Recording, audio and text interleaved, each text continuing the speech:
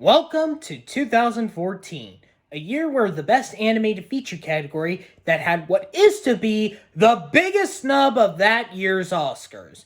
But what many people also considered that year that people think, especially the toxic cartoon community, to believe that the Academy of Motion Picture Arts and Sciences has a Disney bias.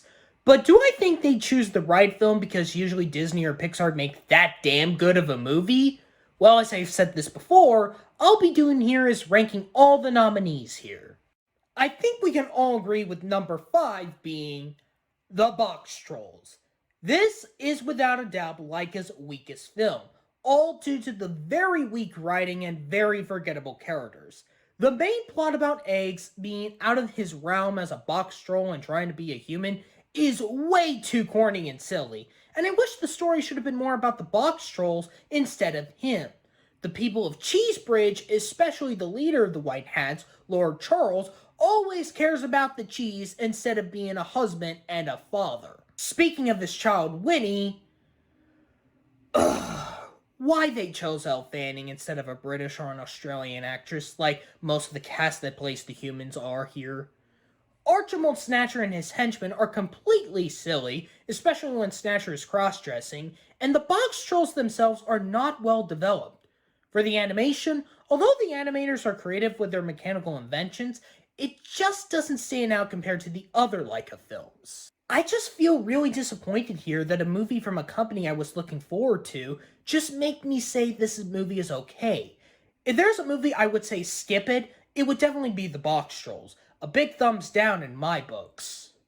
Number 4, Big Hero 6. With Walt Disney Animation Studios adapting a less-known Marvel comic into the big screen would definitely be awesome, but as a non-superhero film person like myself, it's okay. I will say the main 6 characters are the best here. Our main antagonist, Hiro, does have the passion on what he wants to do, serve justice for his late brother Tadashi, but he will understand it more when the movie keeps going. Hiro's friends, Gogo, Wasabi, Honey Lemon, and Fred, are great supporters to Hiro, especially when they all turn into superheroes.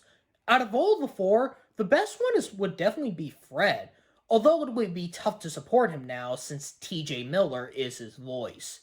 And then for Baymax, a well-iconic figure in the realms of this film, to not just be Hiro's partner during this film, but keeps the spirit of his creator Tadashi. The animation, on having a feeling you're in this fictional American-Japanese town of San Francisco with the gadgets and powers that are created here, feels like you don't need a certain chemical or power to get them.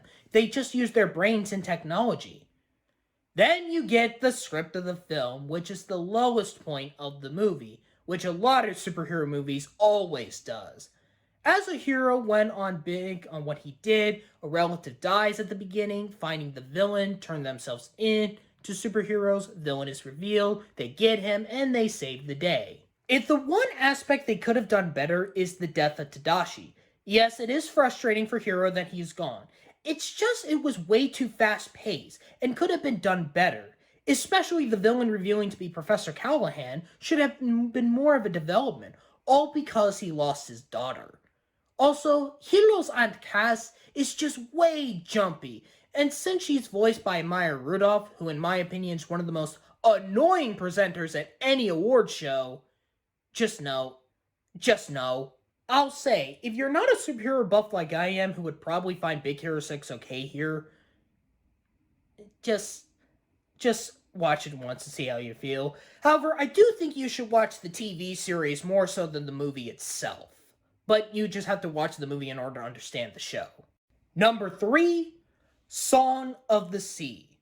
Cartoon Saloon's second animated film takes another mythology story in the realms of modern times, of a Selkie that needs to save all the spirits and herself of this magical shell from her late mother.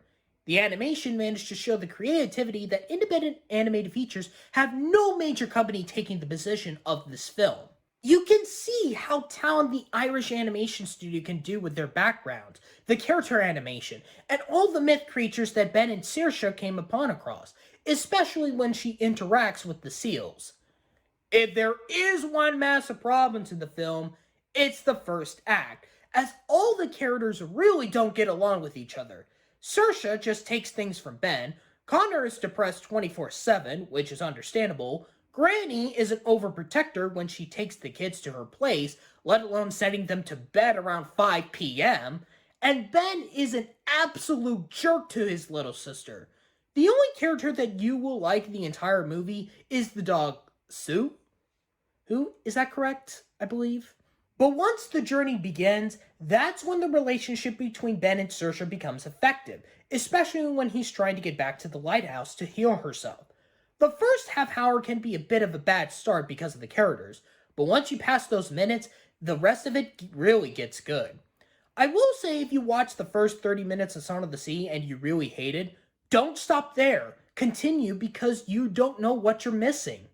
Number 2, The Tale of the Princess Kaguya. If I can give an apology to all those Studio Ghibli fans for me not liking The Wind Rises, here's a Studio Ghibli film I was amazed at. This film, as of 2021, is the longest animated film to be nominated at the Oscars with a runtime of 2 hours and 18 minutes. Yes, it seems a bit ridiculous at first glance, but when you watch this film, it doesn't make you pause this movie, unless you have to take a bathroom break or get some food or something. As this being the final animated film for one of Ghibli's founders, Isao Takahata, before his retirement and death in 2018, what he brings is his big conclusion to his career. Adapting the folklore The Tale of the Bamboo Cutter, Takahata brought the storyboards of Osamu Tanabe in a unique way unlike any other Studio Ghibli film, with the exception of Takahata's previous film, My Neighbor the Yamadas. As we follow this young girl's coming-of-age story on how independent she wants to be as a girl instead of being a princess, by making some strange challenges to any gentleman who wants her, or any teacher or even her parents to be a royal princess, especially her father. The script couldn't do it on its own.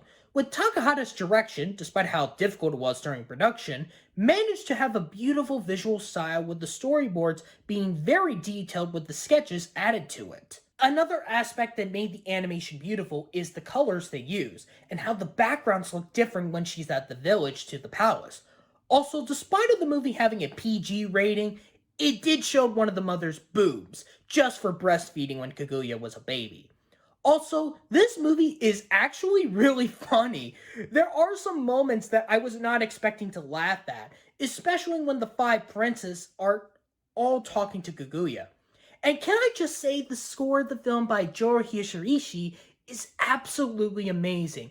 And the end credit song of the film, Inochi no Kyuka, or When I Remember This Life, is so calm and emotional. Like many international animated films, there is always an English dub, which in this case it has Chloe Grace Moretz, Lucy Liu, and Buddy the Elf's parents, James Caan and Mary Stenbergen. Honestly, I do prefer the main Japanese dub over the English dub, mainly because of their performances. Where the English dub is just them saying their lines, the Japanese dub works better with their expressions of their performances to connect with the animation. It was unfortunately the last film for actor Teiko Chi, who played the bamboo cutter, died a year before it was released.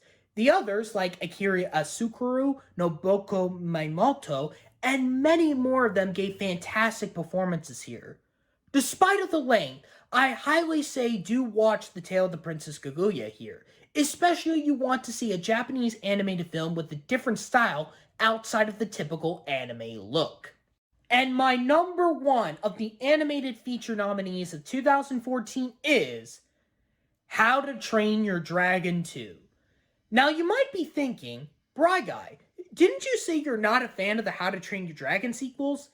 Yes, I did, since I stated in my review of The Hidden World and the 2010 and 2011 videos, but they were filmed before I rewatched this film.